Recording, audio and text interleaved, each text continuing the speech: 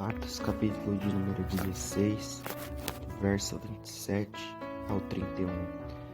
E acordando o carcereiro de seu sono e vendo as portas da prisão abertas, desembaiou sua espada.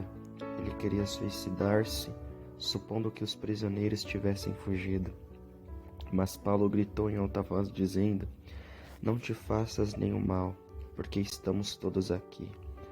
Então ele pediu uma luz e entrou, e veio tremendo, prostrou-se diante de Paulo e Silas, e conduzindo-os para fora disse: Senhores, o que eu devo fazer para ser salvo? E eles disseram: Crê no Senhor Jesus Cristo, e serás salvo, tu e a tua casa.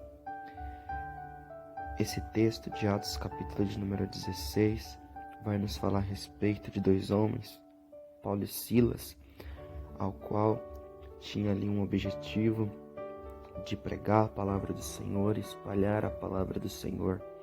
Só que esses homens agora estão passando uma situação ao qual ambos estão presos, foram açoitados, lançados na prisão, os seus pés estão amarrados, mas a Bíblia vai nos dizer que diante dessa situação, Paulo e Silas, perto da meia-noite, começam a orar e cantar louvores ao Senhor. E a Bíblia vai nos dizer que de repente, repentinamente, o Senhor manda um terremoto naquela prisão, de tal forma que aquele terremoto não somente liberta Paulo e Silas das correntes ao qual estavam presos, mas também libera as correntes dos outros prisioneiros. Não somente as suas portas ali são abertas, mas também a dos outros presos que estavam naquele lugar.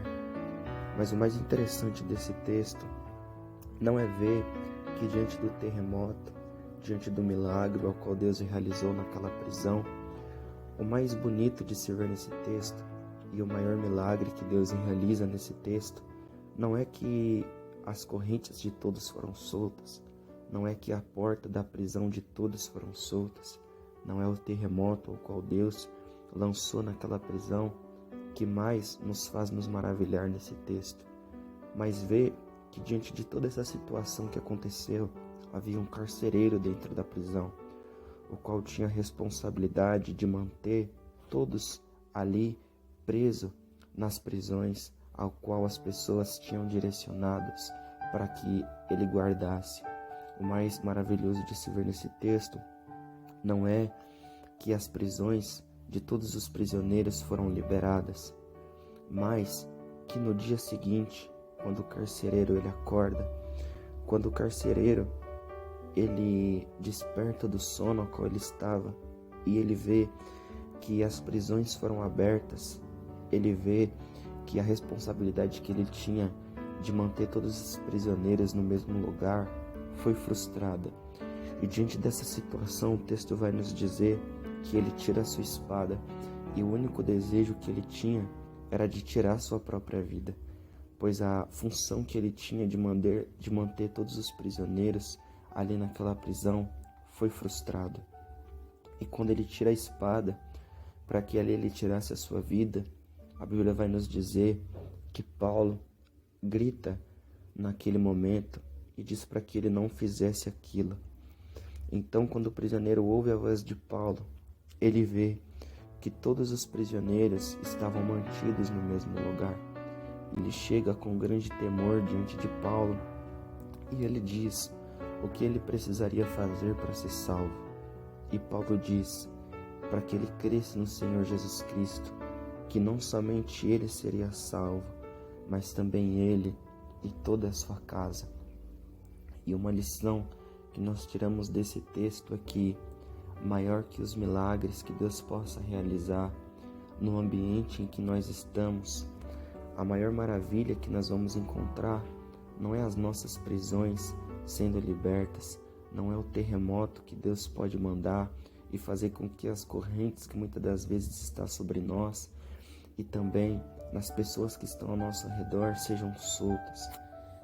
Mas existe uma prisão maior do que as correntes, existe uma prisão maior do que as grades que o ser humano pode criar. mas a maior prisão que existe é aquela que o inimigo muitas das vezes nos oprime. E aquele homem, tudo que ele queria fazer naquele exato momento era tirar a sua própria vida. E muitas das vezes o mais maravilhoso não é os milagres que Deus pode realizar na nossa vida, mas o maior milagre que Cristo já nos deu é a salvação. E foi o que Paulo ali pregou na vida daquele homem. Crê no Senhor Jesus Cristo e será salvo tu e a tua casa. Que nós não venhamos nos contentar apenas com os milagres físicos que Deus pode realizar, mas o maior milagre que Deus pode fazer na nossa vida é a nossa salvação. Então que nós venhamos a zelar por isso e que a salvação seja prioridade, não somente nas nossas vidas, mas que Deus pode fazer além, que é na nossa vida e também em toda a nossa casa. Deus abençoe.